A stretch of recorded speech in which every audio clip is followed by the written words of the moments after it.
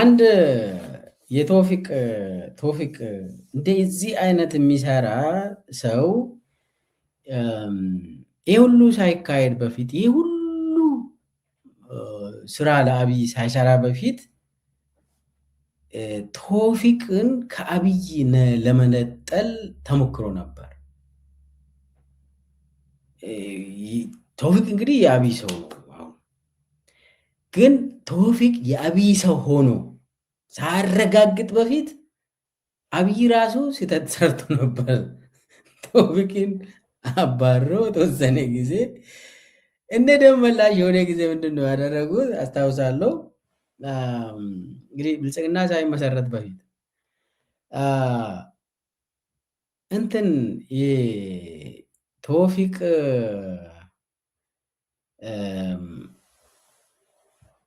አብይን ለመግደል ሙከራ ያደረገ ደግሞ አንድ እንትን አለ፣ አንድ ኮሎኔል አለ፣ አብይ የማይወደው አንድ ኮሎኔል አለ። ያ ኮሎኔል የቀድሞ መከላከያ ሰራዊት አመራር ነበር።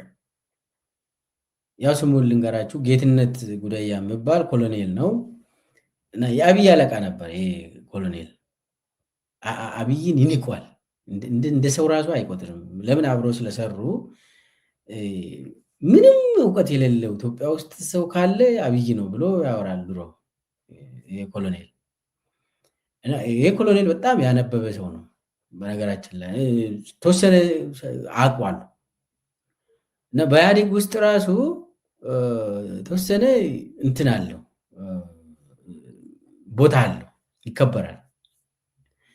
እና መጀመሪያም አብይ ሲመረጥ አብይ አይሆንም ብሎ እምቢ ያለ ይሄ ኮሎኔል ነው። ኮሎኔል ጌትነት ጉደያ አብይ ኢትዮጵያን ያጠፋል ብሎ ጮኸ።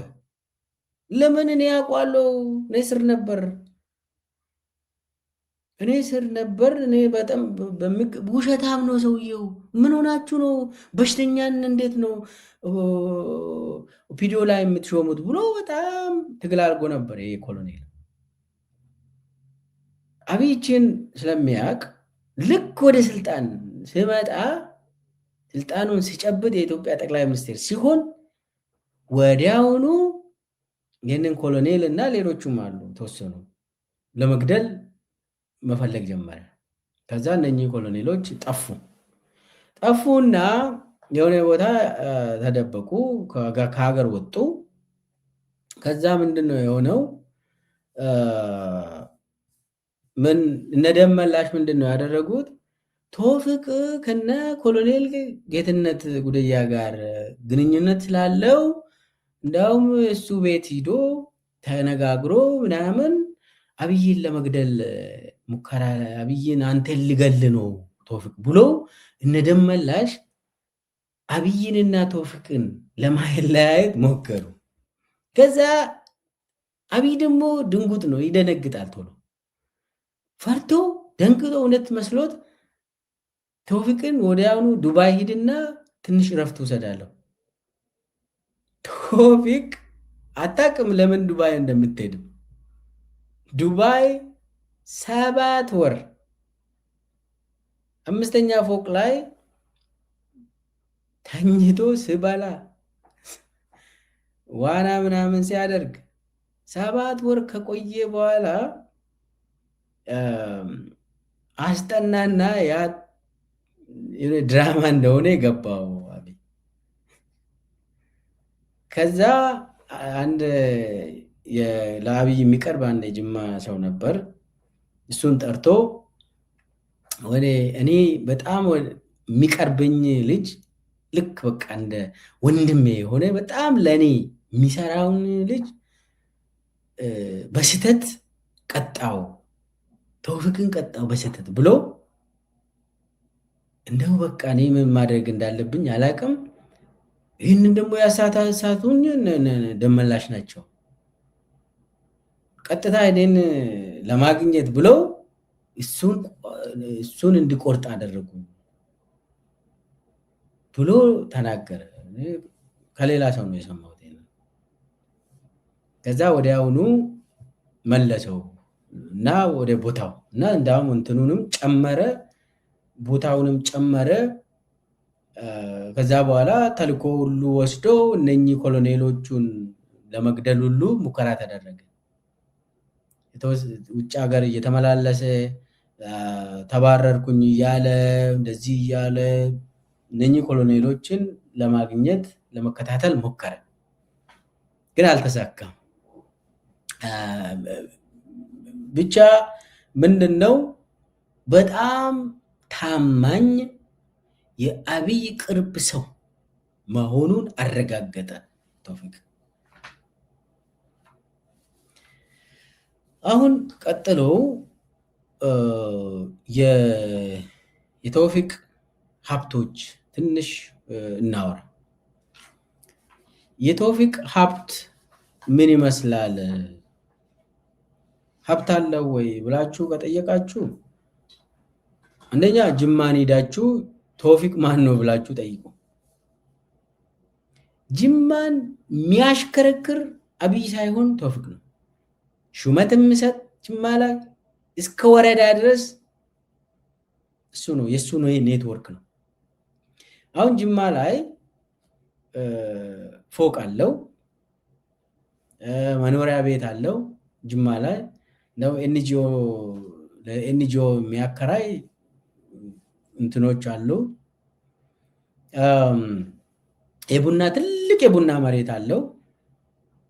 ቅርብ ጊዜ ነው የወሰደው። ባዚ የአብይ ጠባቂ ሆኖ ከተመደበ በኋላ ትልቅ እርሻ አለው፣ የቡና እርሻ። እሱ ብቻም ሳይሆን ከድሮም ይሄ የአባዱላ ሾፌር በነበረበት ጊዜ የኮንትሮባንድ የቡና ኮንትሮባንድ ነጋዴ ነበር። በጣም የታወቀ ኮንትሮባንዲስት ነበር።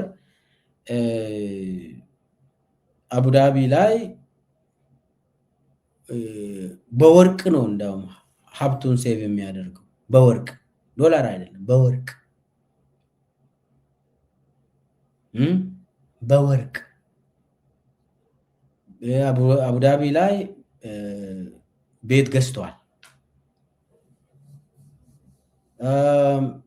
አዲስ አበባ ላይ እንደው አዲስ አበባ የሱ ነው። አሁን አዲስ አበባ ላይ የፌዴራል ቤቶች የሚባል አለ፣ ረሻድ የሚመራው። ረሻድ በስሙ ረሻድ ነው እንግዲህ እዛ ላይ የሚቀመጠው። ነገር ግን ቶፊቅ ነው የሚመራ። የፌዴራል ቤቶች ኮርፖሬሽንን የሚመራ ቶፊቅ ነው። ቤት ለማን ነው የሚሰጠው? መሬት ለማን ነው የሚሰጠው? ቶፊቅ ነው የሚወስነው። እና ለፈለገ ባለስልጣን ደውለው እንትን ያስፈጽማል። እነ ደመላሽ ይንቀጠቀጣሉ። ቶፊቅ ከደወለ ይንቀጠቀጣሉ። እነ ደመላሽ እንግዲህ ደመላሽ ነው እንግዲህ ትልቅ እንደዚህ ሆነ እንደዚህ ያደረገ የሚባለው ደመላሽ ነው አይደል? ደመላሽ ይንቀጠቀጣል። ሌላውን አታስቡ። እንደው ሌላው የሚገርም ነው። እና አጠቃላይ በተለይ የእሱ ኔትወርክ ጅማ አካባቢ ነው። ከጅማ ነው ሰውን የሚያመጣ፣ የራሱ ኔትወርክ የሚያደራጀው እዛ አካባቢ ነው። እንዳውም ሰዎች ምንድን ነው የሚሉት? ቶፊቅ እኮ የጅማ ንጉስ ነው። አብይ ቤት በኩል ነው ጅማን የሚያውቀው። አብይ እኮ ጅማን አያውቅም። ጅማን የሚያውቅ ቶፊቅ ነው። ሰውን የሚመለምል ለአብይ ቶፊቅ ራሱ ነው። አሁን የቶፊቅ ቦታ የተመደበው የአብይ ጠባቂ ሁሴን ይባላል። አሁን ይሄ ሁሴንም ያው ከጅማ ነው። የሙክታር ከድር ሹፌር ነበር። ይሄ ሁሴን ደግሞ አንድ ጥቁር ልጅ ከአብይ ጀርባ የሚሮጥ አይታችኋል። ቶፊቅ ከሄደ በኋላ አብይን የሚጠብቅ አሁን ይሄ ሁሴን ነው። ይሄ ሹፌር ነው። ይሄ ሁሴን የሙክታር ከድር ሾፌር ነበር። ያው በአጋጣሚ የአብይ ዕጣ ፈንታ ሾፌር ነው የእሱ ጠባቂ የሚሆነው።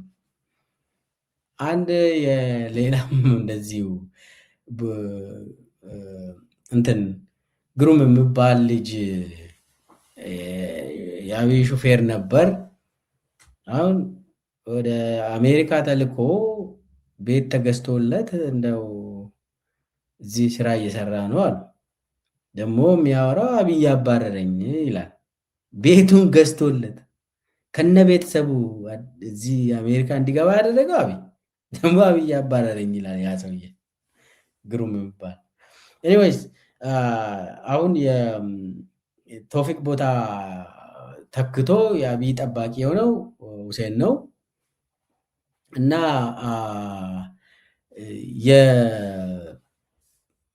ሙሉ በሙሉ ሀብቱ ቀላል አይደለም። ቡራዩ ላይ ፋብሪካ አለው ቶፊቅ።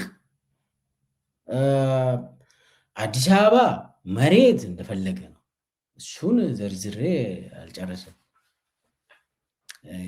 አሁን በዶላር ነው እንጂ በብር አይደለም የሚያስቡት። በቃ እንደዚህ ድለላ ስራ የሀብት እንደው ሀብትን ደግሞ ይወዳል፣ ገንዘብን መሰብሰብ ይወዳል። እንዲያው ሰው እኮ አይጠግብም እንዴ? በቃ የባሰ ሰው እና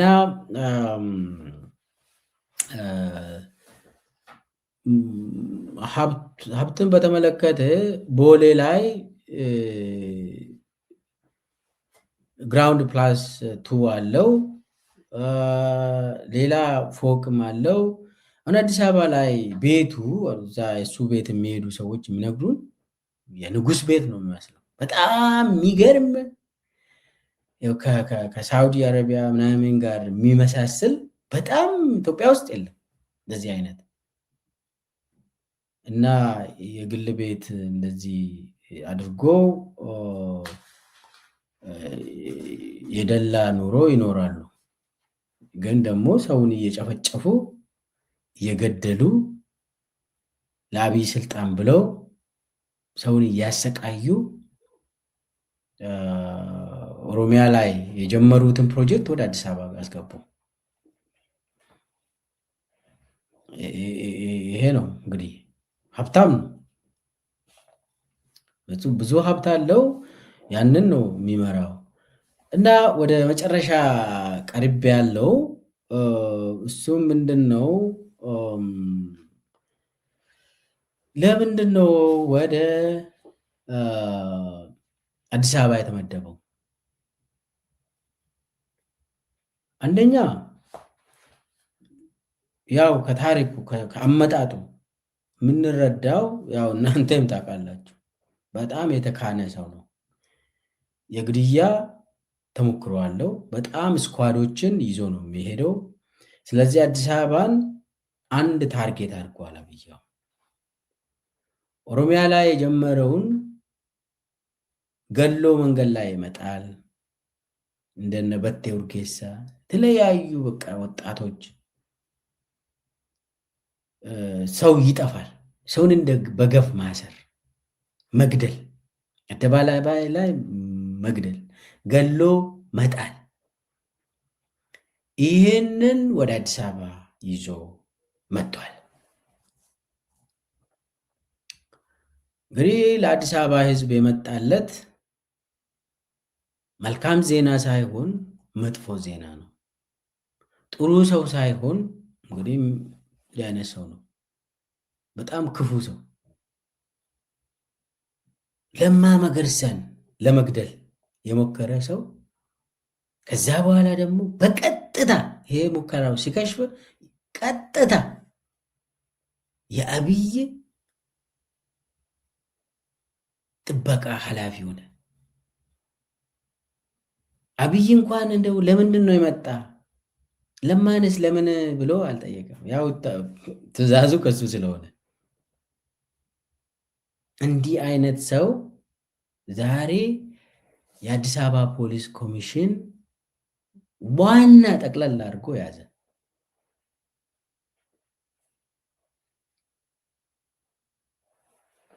ስለዚህ ይህንን አብይ ደግሞ ይህንን ያደረገው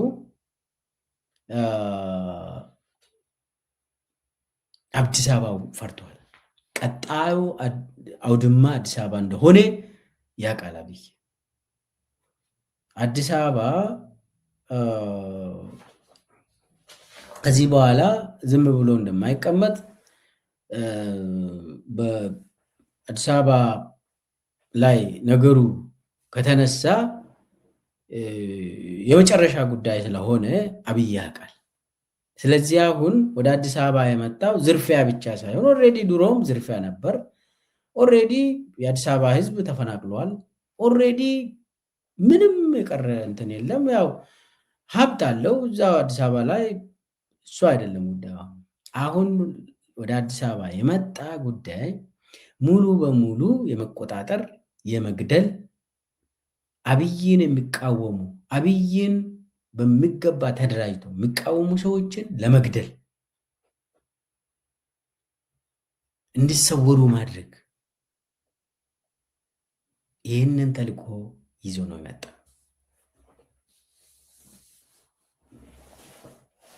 እና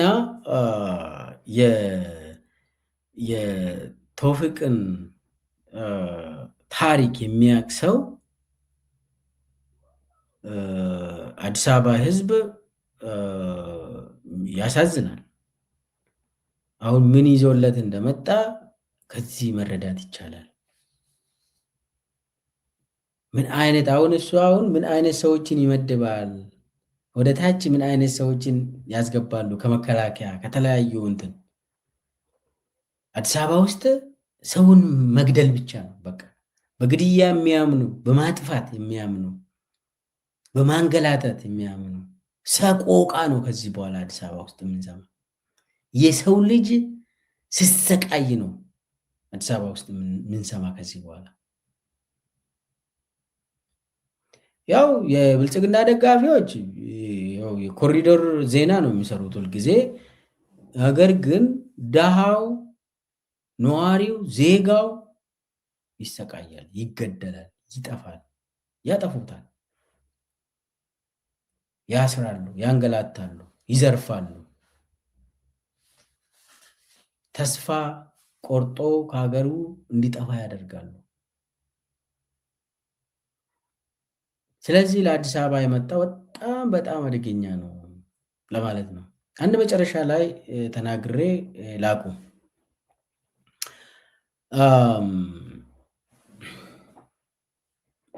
ቶፊቅ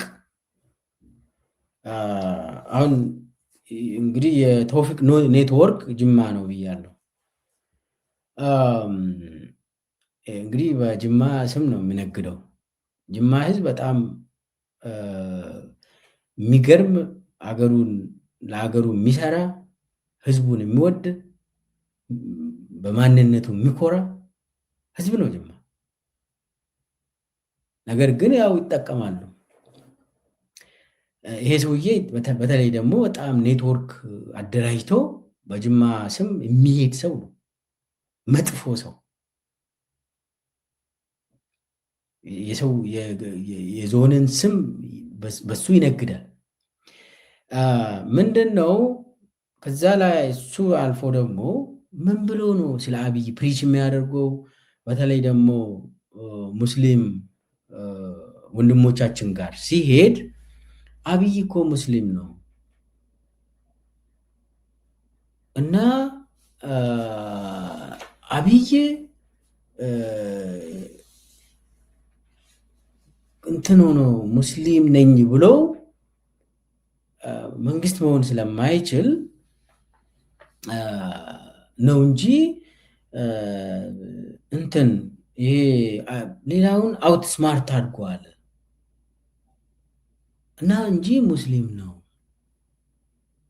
እና ያለው ደግሞ ይህ ሰውዬ የሚያወራውን ነው የምነግራቸው። የአብይ መንግስት እኮ የእስላም መንግስት ነው ይላል። አስበው ይመስላል። የለም ውሸት እኮ ነው። ግን ደግሞ የሙስሊም ማህበረሰብን ለመሸወድ ብሎ ቶፊቅ የሚያወራውን ነው የምነግራችሁ። አብይ እኮ እስላም ነው፣ ሙስሊም ነው፣ ሌላውን ክርስቲያኖችን እና ሌላውን አበሻን አውትስማርት አድርገዋል ምናምን ብሎ ያወራል። ሙስሊም ማህበረሰብን ለመሸወድ ብሎ እና አሉ በዚህ የሚያምኑ ኢትዮጵያ ውስጥ የሃይማኖት አባቶች ሆነው መንግስት ባለስልጣናት ሆኖ ራሱ አብይ ሙስሊም ነው ብሎ የሚያምኑ አሉ። አብይ ሙስሊምም አይደለም፣ ሃይማኖት አልባ ነው። አብይ ገዳይ ሰው ነው። በጣም ሰውን የሚጨፈጭፍ ሰው ነው። አብይ እምነት የለው፣ ይጠቀማል እምነትን እንደ መሳሪያ ይጠቀማል። እምነትን ሙሉ እምነትን ሲፈልግ ዲያቆንን ይጠቀማል፣ ሲፈልግ ሼክን ይጠቀማል፣ ሲፈልግ ጳጳስን ይጠቀማል፣ ሲፈልግ ፓስተሮችን ይጠቀማል፣ ሲፈልግ ብሔርተኛን ይጠቀማል፣ ሲፈልግ አገር ወዳድ ሆኖ ይቀርባል። አብይ ምንም አይደለም። አብይ ጸረ ኢትዮጵያ፣ ጸረ ሃይማኖት፣ ጸረ ብሔሮች፣ አብይ ከምንም ማንነት ጋር የሚያያዝ ሰው አይደለም። ለስልጣኑ ይገላል፣ ያጠፋል። የትኛውንም ሃይማኖት ያጠፋል። አብይ የትኛውንም እምነት፣ ብሔር ምን ያጠፋል። ለስልጣኑ ብቻ ነው የሚያመልከው። አብይ ግን ቶፊቅ ትሸውዳለች እንደዚህ ብላ እና ከዚህ በኋላ ቶፊቅን የሚያምን ሰውም አይኖርም። ስለዚህ በአጠቃላይ አዲስ አበባ ላይ የተሾመ ሰው ቶፊቅ መደድ የሚባል ሰውዬ